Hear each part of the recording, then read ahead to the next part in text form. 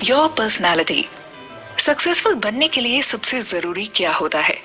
अगर आप कामयाब होना चाहते हैं तो जिंदगी में आई हुई मुश्किलों को देखने का आपका नजरिया ये डिसाइड करता है कि आगे आपके साथ क्या होने वाला है। क्या आप मुश्किलों को पार करके अपने सक्सेस पाथ पर आगे बढ़ पाएंगे या मुश्किलों में उलझकर उसी जगह फंस कर रह जाएंगे? आप किसी भी सिचुएशन को किस तरह से देखते हैं ये आपकी पर्सनैलिटी पर डिपेंड करता है। रुक जाना नहीं किताब के इस एपिसोड में हम जानेंगे कि हम अपनी पर्सनैलिटी को किस तरह से ऐसा बना सकते हैं जिसकी मदद से हम सक्सेस पाने के लिए बिल्कुल एकदम तैयार हो जाएं। आपने देखा होगा कि कई लोगों के सामने जब मुश्किलें आती हैं तो वो घबरा जाते हैं, लेकिन कई लोग ऐसे होते हैं जो मुश्किलों का डटकर सामना करते हैं। वो उनसे घबराते नहीं हैं, बल्कि उनको हल करने की कोशिश करते हैं। कुछ लोग अपनी जिंदगी में आई हुई चुनौतियों से डरे और सहमे से रहते हैं, लेकिन वहीं दूसरी ओर कुछ लोग अपने जुनून और अपनी जिंदा दिली से सभी चुनौतियों का सामना करते हैं। और ये प्रूव कर देता है कि अगर आपके अंदर जोश और जुनून हो तो आप किसी भी चीज को हासिल कर सकते हैं। Success is a journey, not a destination. कुछ लोग ऐसे होते हैं जो अपनी जिंदगी से खुश नहीं होते हैं। उनको हमेशा यही लगता रहता है कि वो जब भी किसी पर्टिकुलर चीज को या फिर किसी भी गोल को अचीव कर लेंगे तभी जाकर उनकी जिंदगी में खुशियाँ आएंगी। लेकिन इस तरह से सोचना बिल्कुल ही गलत है। सक्सेस एक जर्नी है जिसको आप पूरी तरह से एंजॉय करते हुए चलना चाहिए। अगर आप अपनी जिंदगी में खुशियाँ ढूंढना चाहते हैं तो आप किसी भी प्रोसेस के रिजल्ट से अटैच ना रहें, क्योंकि अगर ऐसा होता है तो ध्यान रखिए कि आप अपनी जिंदगी में खुश नहीं रह पाएंगे। अगर आप किसी भी काम के रिजल्ट से ज्यादा अफेक्ट होते हैं तो ये आपके लिए ही बुरा साबित होता है। हम सभी की जिंदगी का एक अल्टीमेट एम ये होता है कि हम अपनी जिंदगी में खुश रहें, और इसके लिए आपको अपने हर एक पल को महसूस करना होगा और ये जानना होगा कि अगर आप खुश रहना चाहते हैं तो सिर्फ आपके पास यही पल है। ना आप पिछले बीते हुए कल में जी सकते हैं, ना ही अगले पल में जा सकते हैं। आपके पास जो है वो प्रेजेंट है, उसका मजा लीजिए और खुश रहिए। कभी भी आपको इस तरह से नहीं सोचना है कि जब आपकी जिंदगी में कुछ अच्छा होगा तभी आप खुश होंगे, क्योंकि अगर वो गोल आप अचीव कर लेते हैं तब तो ठीक है, लेकिन ऐसा जरूरी तो नहीं कि जिंदगी में हम जिस भी चीज को डिसाइड करते हैं उसे पा ही लेते हैं। अगर वो गोल अचीव नहीं होता है तब क्या? इसका मतलब तो आप खुश रह ही नहीं पाएंगे। इसलिए सक्सेस को एक जर्नी की तरह देखिए कि डेस्टिनेशन नहीं है। आपको ऐसा नहीं सोचना है कि आप किसी पॉइंट पर पहुंचकर ही खुश रहेंगे। आपको खुश हर वक्त रहना है, क्योंकि यही पल है जो आपको खुश रहने का मौका दे रहा है। तो खुश रहिए। ऐसा ज्यादातर उन स्टूडेंट्स में देखा गया है जो किसी कॉम्पिटिटिव परीक्षा की तैयारी करते हैं। जब वो इसकी तैयारी कर रहे होते हैं और खूब मेहनत करते हैं तो उन्हें लगता है कि जब उनका अच्छा रिजल्ट उनके सामने होगा तभी जाकर वो खुश होंगे। वो अपनी खुशियों को अपनी परीक्षा के रिजल्ट से जोड़ लेते हैं और फिर बाद में वो कभी खुश नहीं हो पाते हैं। एक बात हमेशा ध्यान में रखें, कभी भी जिंदगी में खुद को किसी इंसान से या किसी पर्टिकुलर सिचुएशन से जोड़ने की कोशिश न करें। हद से ज्यादा अटैचमेंट आपको बर्बाद भी कर सकता है। जो भी बच्चे परीक्षा की तैयारियां करते हैं, ज्यादातर में देखा गया है कि उनका खुद पर विश्वास बहुत कम होता है। वो बहुत असमंजस में रहते हैं। कुछ लोगों को लगता है कि वो अपनी जिंदगी में कुछ नहीं कर सकते, लेकिन ये बिल्कुल ही गलत है। आप किसी को भी एक परीक्षा के परिणाम की वजह से जज नहीं कर सकते हैं और न ही ये डिसाइड कर सकते हैं कि वो जीवन में कुछ कर पाएंगे या नहीं। आपने सेल्फ टॉक के बारे में तो सुना ही होगा। अगर आप खुद से ऐसी बातें करते हैं जो नेगेटिव हों और आपको आपके लक्ष्य से दूर ले जा रही हों, तो गारंटी के साथ लिख कर ले लीजिए कि आप अपनी जिंदगी में कभी भी कामयाबी हासिल नहीं कर पाएंगे, क्योंकि दूसरे आपके बारे में क्या सोचते हैं इससे आपकी जिंदगी में कोई फर्क नहीं पड़ता। लेकिन आप खुद अपने बारे में क्या सोचते हैं ये आपकी सक्सेस को डिसाइड करता है। अगर आप ही खुद के बारे में भला बुरा कहते हैं और खुद को भरोसा नहीं दिला सकते हैं कि आप अपने हर एक काम को पूरी लगन और निष्ठा के साथ पूरा कर सकते हैं, तो आपके लिए सक्सेस पाना बेहद मुश्किल है। वहीं दूसरी ओर कुछ बच्चे ऐसे होते हैं जो भले ही अपना काम थोड़ा कम करें, लेकिन उनके अंदर इतना आत्मविश्वास होता है कि वो कभी भी खुद को किसी से कम नहीं समझते। वो हमेशा खुश रहने की कोशिश करते हैं और जब भी सेल्फ टॉक करते हैं तो हमेशा खुद के बारे में पॉजिटिव बातें करते हैं और हमेशा खुद से ये कहते रहते हैं कि ये वो कर सकते हैं।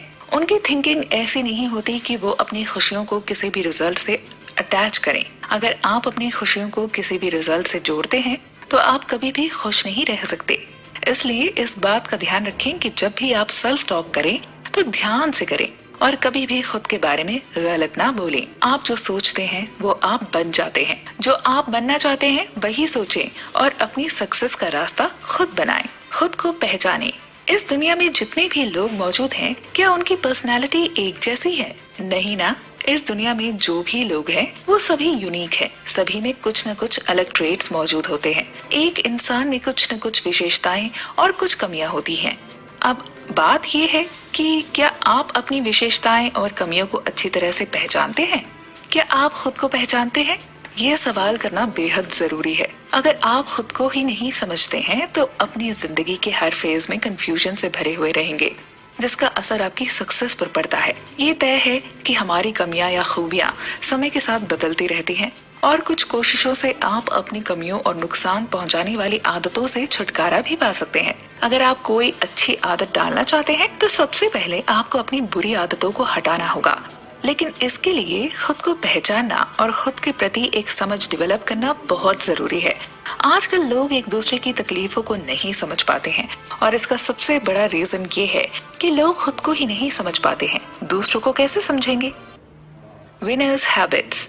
Winners don't do the different things, they do the things differently. रुक जाना नहीं किताब के आज के एपिसोड में हम बात करेंगे कि विनर्स ऐसा क्या अलग करते हैं जो उनको बाकी लोगों से अलग करते हैं। आपको क्या लगता है कि जो विनर्स होते हैं वो बाकी लोगों से कुछ अलग करते हैं? नहीं, बल्कि वो अपने काम को करने के नए नए तरीके ढूंढते रहते हैं। वो अपने काम को बाकी लोगों से कई गुना ज्यादा इफेक्टिव और प्रोडक्टिव तरीके से करते हैं। उन्हें ये अच्छी तरीके से पता होता है कि उन्हें अपने काम को कब, किस समय और कैसे निपटाना है। कई लोग होते हैं जो चुनौतियों से घबराकर हाथ पर हाथ रखकर बैठ जाते हैं, लेकिन विनर्स वही होते हैं जो मुश्किलों से नहीं डरते हैं और उनका डटकर सामना करते हैं। उन्हें चुनौतियों में एक नई अपॉर्चुनिटी दिखाई देती है जिसे वो बेहद ही पॉजिटिव ले लेते हैं। कई लोग शुरू में तो बड़े जज्बे के साथ काम करते हैं और फुल एनर्जेटिक रहते हैं, लेकिन जैसे जैसे समय निकलता जाता है उनका मोटिवेशन कम होता जाता है और उनके काम करने की स्पीड में और इच्छा में काफी बदलाव हो जाते हैं। ऐसा सिविल सर्विसेज परीक्षा में कई बच्चों के साथ होता है। शुरू में तो वो बहुत जोशीले होते हैं, लेकिन बाद में उनके अंदर से जोश निकल जाता है और वो मुश्किलों से घबराने लगते हैं। वो कंसिस्टेंट नहीं रह पाते हैं और किसी भी काम में सक्सेस पाने के लिए सबसे जरूरी चीज होती है कंसिस्टेंसी। अगर आप कंसिस्टेंट रहते हैं तो आपको आज नहीं तो कल सक्सेस मिल ही जाएगी। IQ, EQ और PQ। आपने इंटेलिजेंट क्वोटिएंट के बारे में तो सुना ही होगा। इसके माध्यम से बौद्धिक क्षमता का आंकलन किया जाता है। सबसे पहले लोग सिर्फ IQ को ही किसी की योग्यता को मापने के लिए इस्तेमाल करते थे, लेकिन पिछले कुछ समय में इसमें काफी बदलाव हुआ है। IQ के साथ साथ इमोशनल क्वोटिएंट EQ और परसिस्टेंट क्वोटिएंट PQ को भी एक इम्पोर्टेंट बेस माना जाता है अगर किसी की भी एबिलिटी को जानना हो तो। अगर किसी भी एम्प्लॉय को कोई प्रोजेक्ट दिया जाए और उसका शुरुआती मोटिवेशन कुछ दिनों में खत्म हो जाए तो उस प्रोजेक्ट की सफलता के चांसेस पक्के में कम हो जाते हैं। अगर आप किसी परीक्षा की तैयारी कर रहे हैं तो एक बात का हमेशा ध्यान रखें कि आप हर दिन कितना पढ़ते हैं ये इतना भी इम्पोर्टेंट नहीं होता। इम्पोर्टेंट होता है ये कि आप डेली पढ़ रहे हैं, क्योंकि consistency is the key of achieving great success in every aspect of your life. तो इस वजह से आप एक बात हमेशा ध्यान रखें कि कभी भी ऐसे काम को शुरू करें तो इसको हर दिन करें और अपनी कंसिस्टेंसी को बीच में न तोड़ें जब तक कि कोई मजबूरी ना हो। कवि सोहन लाल द्विवेदी ने लिखा है, जब तक न सफल हो नींद चैन को त्यागो तुम, संघर्ष का मैदान छोड़कर मत भागो तुम, कुछ किए बिना ही जय जयकार नहीं होती, कोशिश करने वालों की कभी हार नहीं होती। आपने बिहार के दशरथ मांझी की कहानी तो सुनी होगी ना। धुन के पक्के इस शख्स ने अपनी जिद से पहाड़ को चुनौती दी और अकेले दम पर पहाड़ पर छेनी हथौड़ा चला चला कर राहगीरों के लिए रास्ता बना ही डाला। उन पर बनी film Manjhi the mountain man इस जज्बे को बखूबी बयां करती है। जब भी कोई निरंतर मेहनत में जुटे दशरथ मांझी को डीमोटिवेट करने या छोड़कर हालचाल पूछता तो वो यही नारा लगाते थे, शानदार, जबरदस्त, जिंदाबाद। आपको मांझी से प्रेरित होना चाहिए और उनकी तरह दृढ़ निश्चयी बनना चाहिए। लर्निंग। इंसानों के अंदर एक ऐसी क्वालिटी होती है जो उन्हें दूसरों से अलग बनाती है और वो क्वालिटी है लर्निंग की। ये इंसान की सीखने की भूख ही है जो उसे लगातार नए एक्सपेरिमेंट्स करने के लिए मोटिवेट करती रहती है। जो इंसान सीखना छोड़ दे तो समझ लो कि वो अंदर से मर चुका है, क्योंकि सीखने की भूख ही है जो आपको जिंदा रखती है और जिंदा होने का एहसास दिलाती है। कंटिन्यूअसली आगे बढ़ने और कुछ नया सुधार करने के लिए इंस्पायर करती है। एक बच्चे में भी बचपन से ही सीखने का एटीट्यूड होता है और वो नकल करने से तेजी से चीजें सीख लेता है। इस तरह सीखने की ये प्रोसेस हमेशा चलती रहती है और हमारी सोचने की कैपेबिलिटी भी इम्प्रूव होती रहती है। हम अपने आसपास के लोगों से कितना सीखते हैं, बल्कि सीखने को तो आप किसी से भी सीख सकते हो, फिर चाहे वो कोई जीवित वस्तु हो या नहीं हो। सीखने की कोई लिमिट या प्री रिक्विजिट्स नहीं होती हैं। एप्टीट्यूड और एटीट्यूड। अभिवृत्ति और अभिक्षमता काफी कठिन सा शब्द लगता है और ये ज्यादा इस्तेमाल में भी नहीं आता है, बल्कि इसकी जगह पर अंग्रेजी के एटीट्यूड एंड एप्टीट्यूड शब्द ज्यादा चलते हैं। किसी भी एरिया में सक्सेस पाने के लिए ये जरूरी है कि आपका उस एरिया में एटीट्यूड और एप्टीट्यूड दोनों ही बराबर हो, यानी आपका रुझान या झुकाव उस एरिया में होना आपकी सफलता की संभावनाओं को बहुत हद तक बढ़ा देता है। विशेषज्ञता स्पेशलाइजेशन कि इस दौर में यदि आपको एक अच्छा और इफेक्टिव मैनेजर बनना है तो आपके मैनेजमेंट एप्टीट्यूड को चेक किया जाता है, और अगर आपको एक अच्छा टीचर या रिसर्चर बनना है तो आपका टीचिंग एवं रिसर्च एप्टीट्यूड जांचा जाता है। अगर आपको अपने एटीट्यूड और एप्टीट्यूड को डेवलप करना है तो आपको कुछ बातों का हमेशा ध्यान रखना होगा।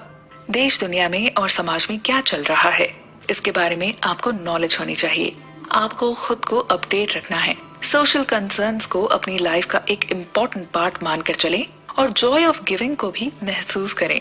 जब भी आप किसी ऐसी सिचुएशन में फंस जाएं जहां आपको कुछ भी समझ ना आए तो आप इस बात का ध्यान रखें कि आपके पास एक ऐसी क्वालिटी है जो आपको ऐसी सिचुएशन से बाहर निकाल सकती है, और वो है कॉमन सेंस। तो आप अपनी कॉमन सेंस का इस्तेमाल करें। एक कंजर्व्ड सोच रखने वाला इंसान कभी भी आगे नहीं बढ़ सकता है।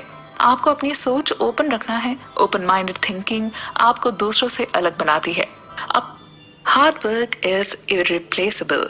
करत करत अभ्यास ते जड़मती होत सुजान, रसरी आवत जात ते सिल पर पड़त निशान।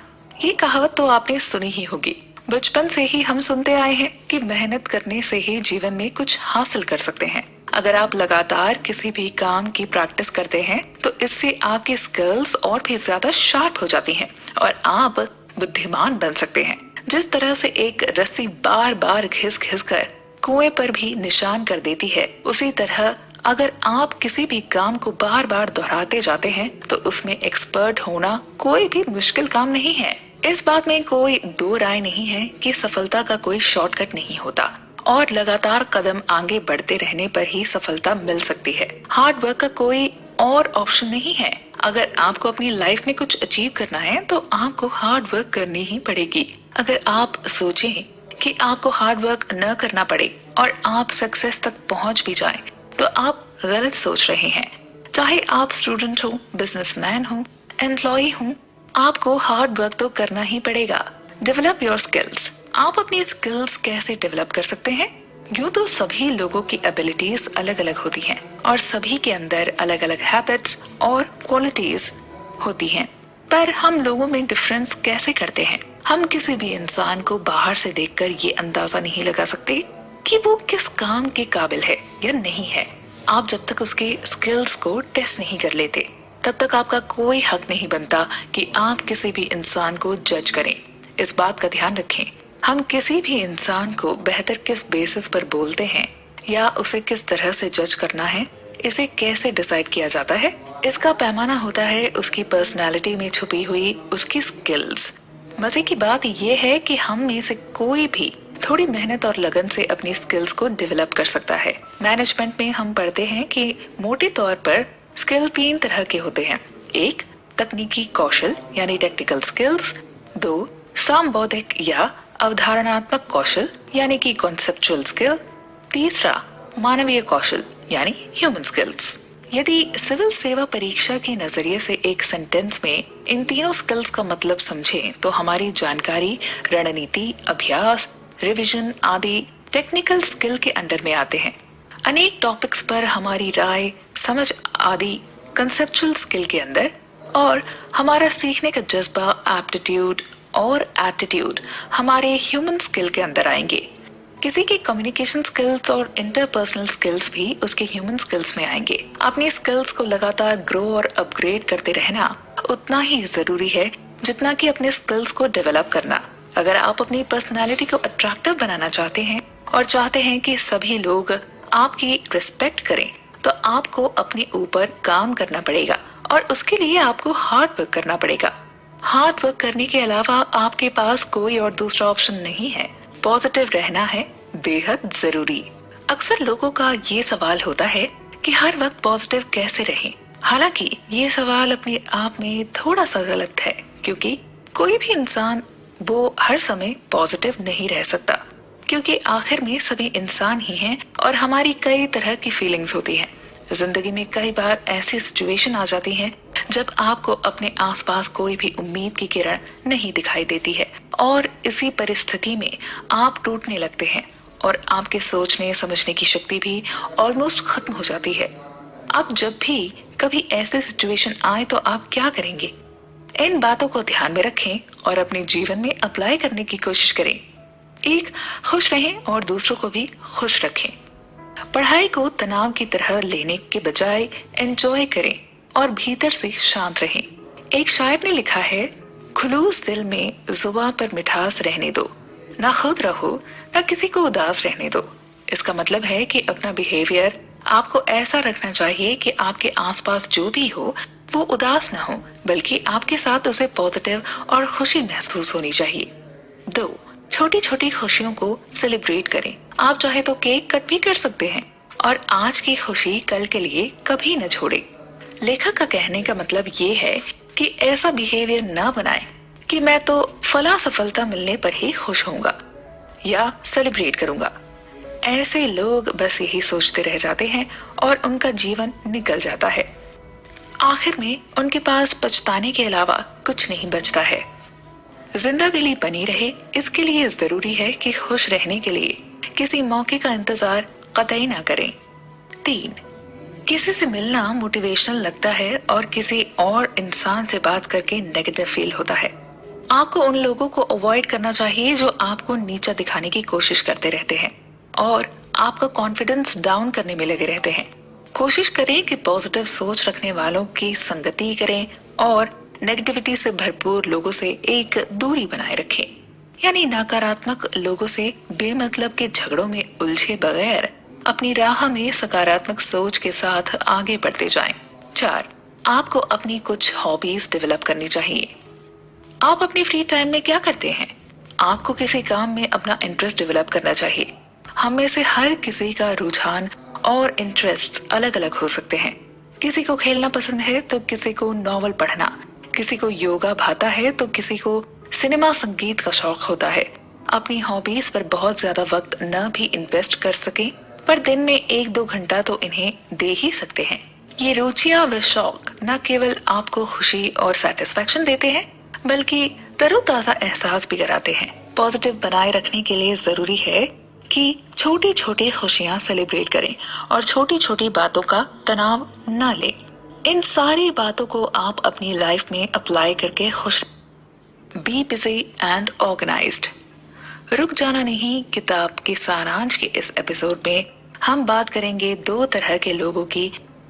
एक, वो जो मेहनत करने के बावजूद भी जीवन में कुछ हासिल नहीं कर पाते, और दूसरे वो जो कम मेहनत में काफी कुछ अचीव कर लेते हैं। आपने अपनी लाइफ में कभी न कभी ऐसे लोगों से जरूर डील किया होगा जो दिन रात मेहनत करते हों, लेकिन उन्हें मन चाहे सफलता नहीं मिलती। वो इतनी मेहनत के बावजूद भी एक अच्छा रिजल्ट हासिल क्यों नहीं कर पाते हैं? पिछले एपिसोड में तो हमने बात की थी कि जो भी हार्ड वर्क करता है उसे सक्सेस मिल ही जाता है, तो फिर इन लोगों को सक्सेस क्यों नहीं मिलती? वो ऐसा क्या गलत करते हैं जिसकी वजह से उनके सक्सेसफुल होने के चांसेस कम हो जाते हैं? ऐसे लोग अपनी हॉबीज के लिए भी समय नहीं निकालते हैं और जब देखो तब तनाव से भरे हुए रहते हैं। दूसरी तरफ होते हैं कुछ ऐसे लोग जो अपने जीवन में कम काम करके और कम मेहनत करके भी बड़ी बड़ी सफलताएं हासिल कर लेते हैं। ऐसे लोग अक्सर बिजी रहते हैं, पढ़ाई भी जमकर करते हैं और कभी कभार मस्ती भी। वो लोग अपने दोस्तों की भी पसंदीदा होते हैं और सभी लोग उनके साथ ही रहना चाहते हैं। ऐसे लोग अपने टाइम को एक इफेक्टिव तरीके से मैनेज कर लेते हैं। टाइम मैनेजमेंट ऐसा कि थोड़ा बहुत वक्त अपने इंटरेस्ट के लिए भी निकाल लेते हैं और खुद पर भी पूरा पूरा ध्यान देते हैं। जब भी आप इनसे मिलेंगे तो इनके चेहरे पर एक हल्की सी मुस्कान दिखेगी और इनका ऑरा ही पॉजिटिविटी से भरा हुआ रहता है। परीक्षा के दिनों में भी तनाव इनके लिए अजीब सी बात है और ये लोग अपनी शांत बिहेवियर को परीक्षाओं में भी कायम रखते हैं। ऐसे लोग बेहद शांत स्वभाव के होते हैं और हर एक सिचुएशन में काम रहने की कोशिश करते हैं। इनके बारे में एक और इंटरेस्टिंग बात ये है कि जितना इनपुट ये देते हैं उससे ज्यादा इनका आउटपुट रहता है। अगर आप इनके जैसा बनना चाहते हैं तो आगे साथ बने रहिए हमारे। आगे बढ़ने से पहले आपसे एक सवाल, क्या आपके साथ भी ऐसी ही समस्या है कि आप मेहनत तो खूब करते हैं पर नतीजे नहीं मिल पाते? अगर हाँ तो इसमें घबराने वाली बात नहीं है, क्योंकि ज्यादातर लोगों के साथ ऐसा ही होता है। और जो लोग इस समस्या का समाधान निकाल लेते हैं वो अपनी जिंदगी में सफल हो जाते हैं। कुछ लोग ऐसे होते हैं जो आसान सी चीज को भी मुश्किल बना देते हैं और कुछ लोग मुश्किल से मुश्किल चीज को भी आसान बना देते हैं। ये आपके हाथ में है कि आपको अपनी लाइफ को कैसे बनाना है। आपकी लाइफ इजी या टफ ये पूरी तरह से आप पर ही डिपेंड करता है। सफलता पाने के लिए आपका नजरिया कैसा है ये बेहद इम्पोर्टेंट फैक्टर है। आप किसी भी सिचुएशन को किस तरह से देखते हैं ये जरूरी है। किसी भी इंसान का नजरिया ही है जो उसे बाकी लोगों से अलग करता है। आप जो सोचते हैं बन जाते हैं। अगर आप खुद को अस्त व्यस्त समझते हैं तो रिजल्ट भी आपको उसी के अकॉर्डिंग मिलेगा। आप जब भी पढ़ाई करने बैठें तो आपके दिमाग में ये क्या क्या ख्याल चल रहे हैं इसका आपके परफॉर्मेंस पर काफी असर पड़ता है। आप अपनी लाइफ में जो भी करना चाहते हैं उसे एक ऑर्गेनाइज्ड तरीके में करें और सबसे पहले आपको एक ऑर्गेनाइज्ड तरीके में सोचने की हैबिट डेवलप करनी होगी। ज्यादातर स्टूडेंट्स की ये शिकायत रहती है कि वो एक सिस्टमैटिक तरीके में पढ़ाई नहीं कर पाते हैं, तो वो क्या करें? अगर आप एक ऑर्गेनाइज तरीके में पढ़ना चाहते हैं तो कुछ बातों का ध्यान रखें। एक, पढ़ाई के लिए सही जगह ही चुनें। आपका आसपास का माहौल कैसा है ये आपके परफॉर्मेंस को काफी अफेक्ट करता है, इसलिए अपने पढ़ने की जगह का सही चुनाव करें। जगह का चुनाव करते समय इन बातों का ध्यान रखें। पढ़ाई के लिए शांत वातावरण हो। अपने कमरे के बाहर डू नॉट डिस्टर्ब का बोर्ड लगाएं। 2, पढ़ाई को अपना रूटीन कार्य बनाएं। पढ़ाई के लिए एक योजना होना बेहद जरूरी है। फोकस्ड होकर पढ़ाई करने के लिए इस तरह की योजना बना सकते हैं। हर दिन पढ़ाई करने के लिए टाइम टेबल चार्ट बनाएं और उसके अकॉर्डिंग पढ़ाई करें। हमेशा पढ़ाई को लेकर एक्साइटेड रहें। 45 मिनट से ज्यादा लगातार पढ़ाई न करें। जिस समय पढ़ने में आसानी होती है उसी के अकॉर्डिंग ही अपना टाइम टेबल बनाएं। 3, ध्यान भटकाने वाली चीजों को दूर रखें। अगर आप लंबे समय तक पढ़ना चाहते हैं तो सबसे पहले ध्यान हटाने वाली चीजों से दूर रहें, क्योंकि इन चीजों की वजह से आप अपना कीमती समय बर्बाद कर देते हैं और पढ़ाई में याद किए हुए लेसन्स भूल जाते हैं। इसलिए अगर पढ़ाई करना है तो इन इलेक्ट्रॉनिक गैजेट से दूर रहें। 4, डिसिप्लिन है बेहद जरूरी। लंबे समय तक पढ़ाई के मूल मंत्रों में अनुशासन भी शामिल है। अगर पढ़ाई में ध्यान लगाना है तो अनुशासन बनाए रखना बहुत आवश्यक है। आपका मन भले ही एक तरफ से दूसरी ओर जाने लगे, परंतु अनुशासन ही वो चीज है जो आपको ध्यान से पढ़ने में मदद करती है। इसलिए जब कभी भी आपका ध्यान भटकने लगे तो उसे रोकें और अपने टाइम टेबल पर फोकस करें। 5, आपको हर समय पढ़ते नहीं रहना है और ये पॉसिबल भी नहीं है, क्योंकि हम सब इंसान हैं और इंसान को समय समय पर आराम की जरूरत पड़ती है। अगर आप लगातार काम करते रहते हैं तो आपको अपनी हेल्थ को कॉम्प्रोमाइज करना पड़ सकता है। जानिए आपको कब आराम करना है। अगर आप बिना रुके कोई काम करते हैं तो वो आपको बोझ लगने लगेगा। इसलिए पढ़ाई के बीच बीच में ब्रेक होना बहुत जरूरी है। सोचिए कि ब्रेक एक अच्छी चीज है और उस समय कुछ पॉजिटिव काम करें, जिससे कि पढ़ाई के दौरान याद की हुई चीज आप न भूलें। आप प्रति 45 से 60 मिनट में 5 से 10 मिनट का ब्रेक जरूर लें। इससे दिमाग ताजा रहता है। व्यस्त रहें। आपने कई लोगों को ऐसा कहते सुना होगा कि वो हमेशा बिजी रहते हैं और उनके पास किसी भी एक्स्ट्रा काम के लिए समय नहीं है। ऐसे लोग हमेशा बिजी रहने का क्लेम करते हैं। अगर आप भी उन्हीं लोगों में से आते हैं जो हमेशा व्यस्त रहते हैं और जिनको किसी के लिए भी समय निकालने में परेशानी होती है, तो आपको एक बात का ध्यान रखना चाहिए। व्यस्त भी दो तरह के होते हैं।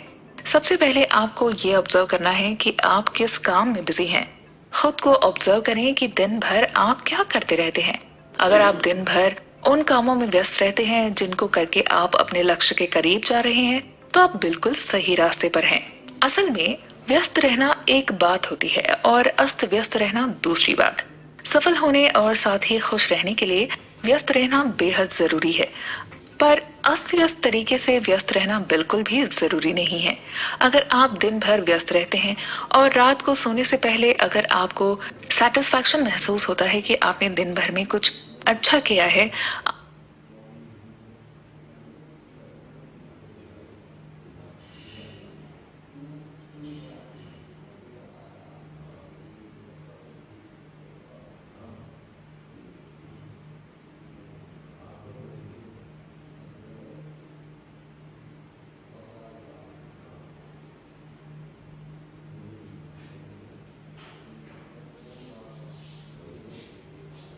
आपने दिन भर जितनी भी मेहनत की है वो आपको आपके लक्ष्य के करीब ले जा रही है, तो आपका दिन भर व्यस्त रहना मायने रखता है। लेकिन अगर सोने से पहले आप खुद से ये सवाल करते हैं कि आपने आज क्या किया, क्या अचीव किया, और आपको जवाब में कंफ्यूजन मिलती है, आप ये अच्छे से कंक्लूड ही नहीं कर पाते हैं कि आज पूरे दिन आपने क्या किया, तो आप समझ लीजिए कि आप गलत रास्ते पर जा रहे हैं। आपको तुरंत ही अपने एक्शंस को ऑब्जर्व करना होगा। कर पाते हैं कि आज पूरे दिन आपने क्या किया, तो आप समझ लीजिए कि आप गलत रास्ते पर जा रहे हैं। आपको तुरंत ही अपने एक्शंस को ऑब्जर्व करना होगा और अपना रास्ता बदलना होगा, क्योंकि अगर आप ऐसे ही करते रहे, आपको लगेगा कि आप व्यस्त हैं, तो आप काम कर रहे हैं, लेकिन आप व्यस्त रहने से और आपका प्रोडक्टिव होने से कोई भी नाता नहीं है। इसलिए हमें हमेशा समय समय पर अपने एक्शंस को ऑब्जर्व कर लेना चाहिए। आपको बेमतलब में व्यस्त रहने की बजाय मस्त रहते हुए व्यस्त रहना चाहिए, जो कई गुना बेहतर होता है। मस्त और व्यस्त रहने का सीधा सा फायदा ये होता है कि आप बेमतलब के तनाव से बचे रहते हैं और परीक्षा में भी शांत मन से बेहतर परफॉर्मेंस दे पाते हैं। आइए जाने व्यस्त और मस्त रहने के लक्षण और फायदे। जब आप किसी भी काम में इस तरह से बिजी होते हैं कि आप अपने लक्ष्य के करीब जा रहे होते हैं और आप उस काम को एंजॉय भी कर रहे होते हैं, तो आपके अंदर एक पॉजिटिव एनर्जी बनी रहती है और इसकी वजह से आप अपने काम को और भी अच्छे ढंग से कर पाते हैं। अगर आप खुद को शांत रखते हैं और मस्त रहते हैं, तो इससे आप अपनी परीक्षाओं में भी अच्छा परफॉर्म कर पाते हैं और इस आदत की वजह से आप एग्जाम हॉल में बाकी लोगों से बेहतर लिख कर आते हैं, क्योंकि आप किसी भी बात का अपने ऊपर प्रेशर नहीं बनने देते हैं। और जब आपके ऊपर प्रेशर नहीं होता है, तो आप अपने काम को खुलकर कर पाते हैं। व्यस्त और मस्त रहने का सबसे बड़ा फायदा ये है कि आप अपना बेस्ट परफॉर्मेंस करते हैं और रिजल्ट के ऊपर डिपेंडेंट नहीं रहते हैं और ना ही आप खुद को रिजल्ट से अटैच करते हैं। आप हर तरह की सिचुएशन के लिए तैयार रहते हैं, फिर चाहे वो अच्छी हो या फिर वो बुरी हो। एक कहावत भी है, try for the best, prepare for the worst. आप किसी दुखी इंसान के साथ रहना पसंद करेंगे या उस इंसान के साथ रहना जो खुश रहता है और हमेशा एक पॉजिटिव एटीट्यूड रखता है?